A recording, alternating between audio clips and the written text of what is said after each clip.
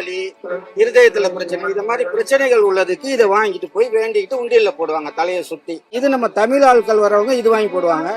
கோவா, பாம்பே அத மாதிரி வரவங்க இந்த மாதிரி மெழுகுல செஞ்ச பொருள். இதே தான் ரெண்டும் ஒண்ணுதான். இது மெழுகுல பண்ணது. இது வாங்கிட்டு போய் அங்க பெட்டியில வைப்பாங்க.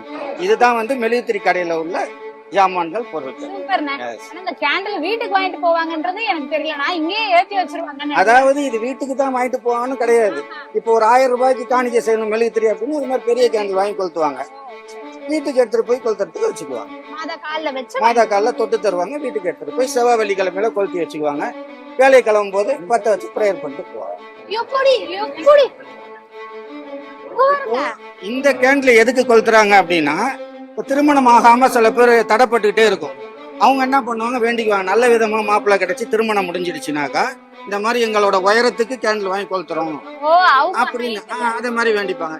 சில பேருக்கு தீராத நோய்கள் இருக்கும் உடம்பு ஃபுல்லா.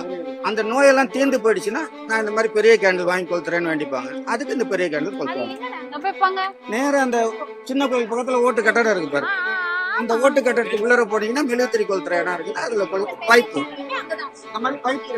அரை வாசிக்கு அந்த பைப்ல சொரியும். இதுதான் உள்ள வேளாண்மையில காணிக்கை பொருட்களுக்கு உள்ள கடை. என் பேரு அந்தோணி சுரேஷ்குமார். ரொம்ப சந்தோஷம்.